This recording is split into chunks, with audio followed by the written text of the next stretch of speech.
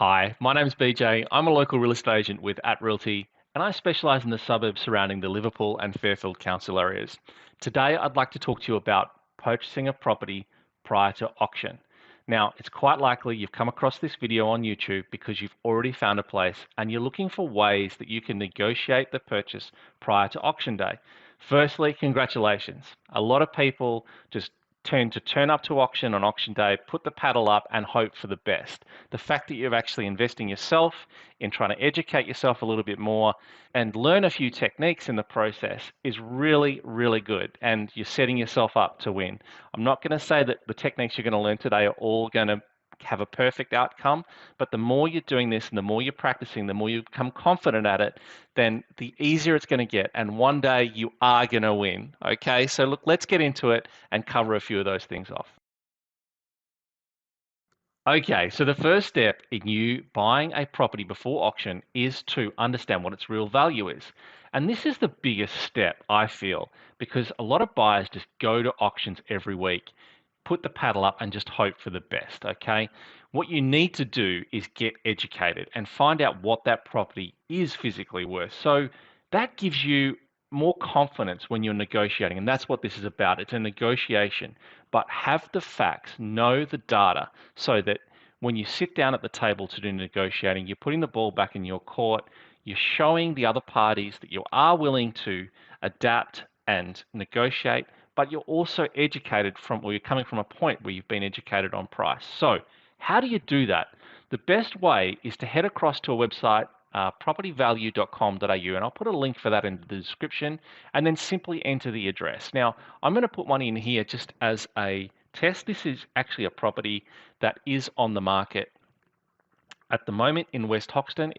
Went for a auction last weekend. It didn't successfully sell, and it's been placed back on the market for between 1.1 and 1.2. So as soon as I've put the address in for this property, it's come back and it's told me that the estimated range is between 1 million and 1.1 million. So that is a fairly good guide as to where the middle value of that property is. Now, you can go and look at some other websites as well, and I'll have a separate video set up for that in the next couple of weeks. But as long as you've got a medium confidence here, not a low confidence, that sort of price gives you an idea. Now, where that lands, it's close enough for now. All right. Okay, so the second step in you securing a property before auction is to get a price from the agent on what he believes it's worth or what he feels the vendors will accept. This is going to be a lot harder. And the reason it's a lot harder is, especially early in a marketing campaign, is an agent doesn't like to declare what they believe the property will sell for. And that is tricky. Well, it's a lot harder as the closer you get to Sydney or in areas where demand to buy in that area is high and supply of property is low, okay, because there's plenty of buyers around. So you're going to have to be a little bit more tactful in how you get the price from the agent. Now, a couple of things that I've experienced in my time as a real estate agent is where a buyer will come to me and they will say, look, this is what I'm approved up to as finance wise. I'm looking around this property. I really want to make sure that on auction day I'm prepared and I can bid to where this property needs to sell for. What sort of conversation do I need to have with my lender? Now, what you've done there is effectively you have dropped that barrier of the price guide. You are saying to the agent, I understand that the price guide is just the price guide. The opening bidding price is just the opening bidding price. I really need to know from you what you feel this property is going to sell for. And an agent hearing that is then going to start giving you a little bit of concessions, especially as the time of the marketing campaign goes on. I want to give you an ultimate tip, okay? And this one I would only use if you absolutely have to and you're in the position to do so. But if you are not getting the right price out of the agent and they're still playing ducks and drakes with you and you have another property that you're going to sell, mention it to the agent. Okay, and what's going to happen then is the agent is going to effectively, you're going to go from being at the bottom of the buyer pool straight to the top because he sees that there's a potential for him to earn your listing and sell your property, and this one, double bubble, he makes double commission. So use it wisely, because once you've done that, it kind of, uh, he's going to be on you like glue, and he's going to want to make sure that you're the best informed, that he's getting back to you quickly, because he's looking now, he's saying, well, you are effectively not only trying to buy this property, but you're also interviewing him as an agent to possibly sell yours. So only use it wisely, and only use it if you absolutely have to, and you're in the position to, because that will certainly help you. And certainly when I hear it, it does get me to change my mindset quite a bit. So that's the second step. Find out what the agent's worth, what the agent seems to think the property is worth, and then you've got your value, you've got the agent's value. It's time to put them together and get an offer together. So let's get into the third step. Okay, so the third step in negotiating to buy this property before auction is to take care of all of the question marks. Now, these question marks are going to be things like building inspection, pest inspection, friends, family, anyone that is going to have an influence over this decision. It's time to start crossing off these question marks, because as soon as you hit the negotiating table, you want to make sure that you're doing it from a position of confidence and that you're not pulling out and coming back in all the time. I know that that's hard, but it's very, very important step. And this work now will make sure that when you are negotiating on the price, the final thing that's standing in the way between you and this home is that you can just focus on that and everything else can go away. So at the second home open, bring dad, bring mum, whoever you need to bring that is going to sign off on this and make it happen for you, and make sure that you've done these other inspections. That is all you need to do. But make sure you're the first one there, because then you can understand who else is coming to look at the property, what demand exists for that property in the market, and it will really help you as you sit down at the negotiating table to finalize this deal. Okay. Okay, well done. We're here at step 4 already. Oh my goodness. So you're doing really, really well. And the last part of this process is negotiating the price. So you've gone across to property data.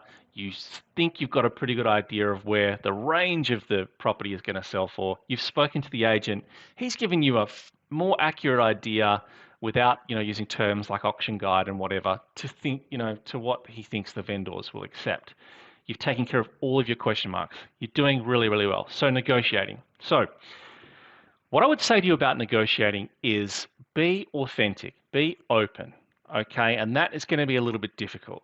Don't go into the property and start kicking the kitchen cupboards around and pointing out all the negatives about the property, because as real estate agents, we see that. Be authentic, come in, be open. I really like this property. I'd like to secure it before the auction. What price do you think they're going to settle for? Conversations like that are going to be much better received, because you're talking from truth. You're talking about what you actually want to happen. And the more you're saying these sort of things and not being silly about negotiation, then the more the real estate agent is going to get on board with you and enroll in what you're trying to do. So just be positive about the way you're doing it. Be open. Use a lot of open body language when you're talking to your real estate agent, even though you've got a target price in mind of what you need, what you want to negotiate to. I wouldn't be letting that cat out of the bag just yet. I would just be talking to them about, well, what's it going to, how do we move this forward? And let the agent try and step you through that process. Now, it will come to price quite quickly. And what you might say is, look, I'm still working with my lender. I've sent a copy of the contract to my solicitor. We're in the process of having a 66W signed. Now, a 66W is an important tool in you closing this sale before an auction, because what a 66W is, just for anyone that doesn't know, is it comes from a solicitor, and basically what it says is that the solicitor has spoken to you and they have confirmed that the cooling off period, they've discussed the cooling off period will be taken away from this contract, and that if you buy this property, it is like you've bought it at the auction, where there's no cooling off period. You'll pay your 10% and that's it. So there is no cooling off period in that process. Now, as soon as you provide that 66W that's been signed by a solicitor to your agent, it really lets them know you're serious. That's a real undertaking. It's like saying the offer I'm going to make, it's a solid offer, it's without reservation.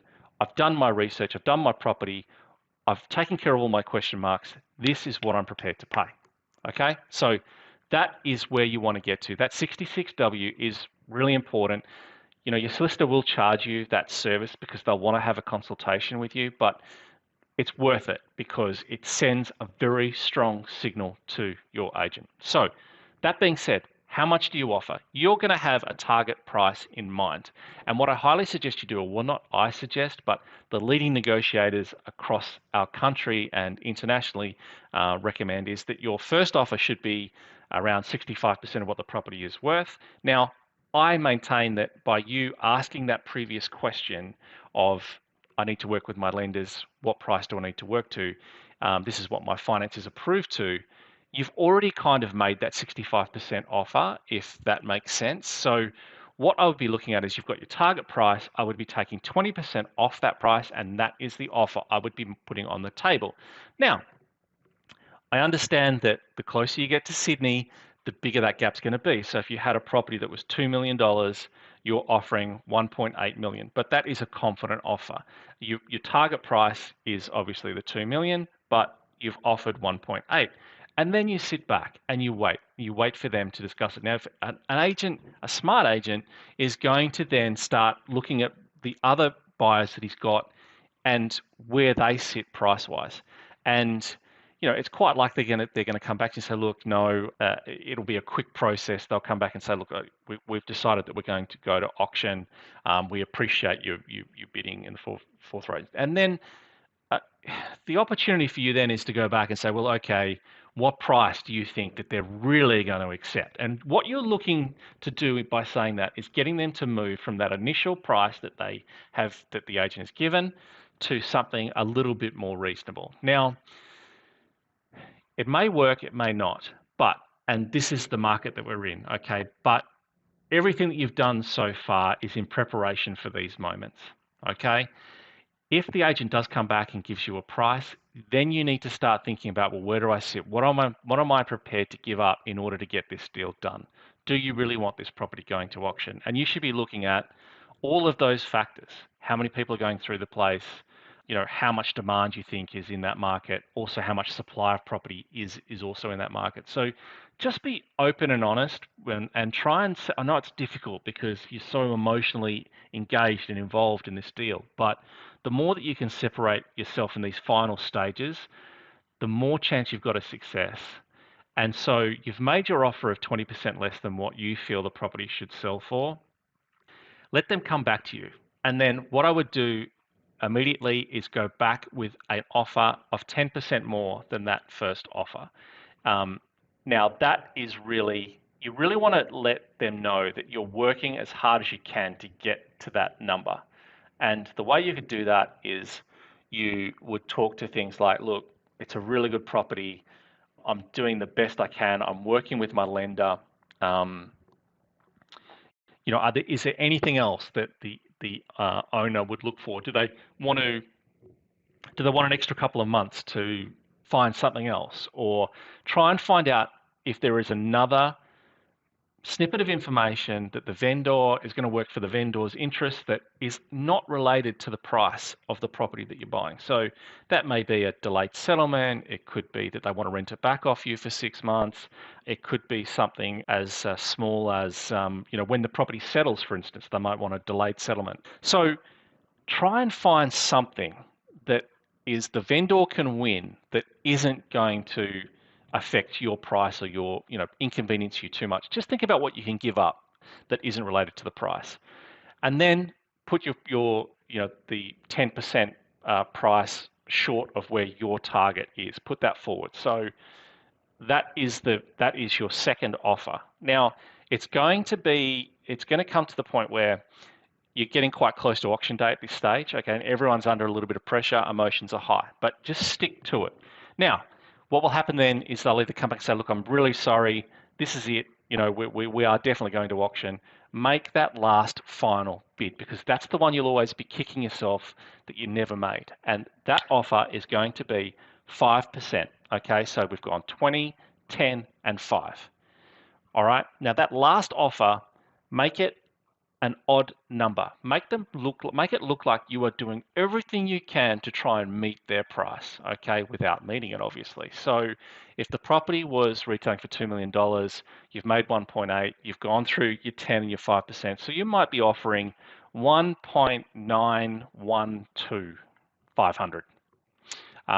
That shows the other side that you are generally trying to meet their number. But it's still within your target range. It's still 5% less than what you're actually prepared to pay. So they're my negotiating tips. Look, you still could lose, and you need to prepare yourself for that. But mark my words, if you walk away from a deal like that where you've done all of the preparation work, you're still going to have the disappointment that you've missed out on the property. I understand that, but you really will feel a lot more confident that you have negotiated in the best possible way to try and close this deal for yourself. There are plenty of other properties out there. Please like and subscribe to my channel. I will have some other videos coming that will help you with other things to do with buying property.